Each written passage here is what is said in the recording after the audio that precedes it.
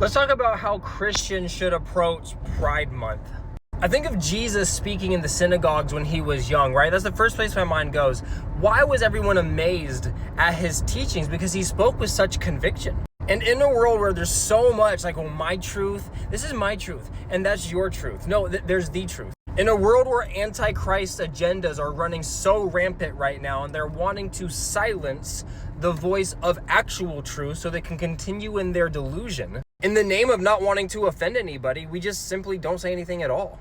So watch this. We need to speak not down to people, but just very blunt and very direct.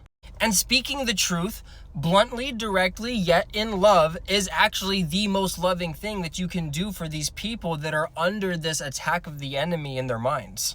Right? The lie of the enemy, the lie that this group tries to push on people is, oh, I have mental health issues, I have anxiety and depression, and there's suicide rates in this group because you're not accepting me. But we as believers in Jesus Christ, we should know, no, you don't have anxiety, depression, and suicidal thoughts because the world at large is not accepting you living the way you want to live. You're experiencing these unfortunate symptoms because you're living in a way that is contrary to how God created you.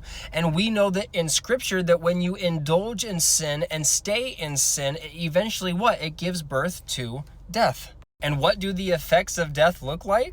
Anxiety, depression, suicidal thoughts. It's not due to them not being accepted. It's due to them rejecting the one God who made them.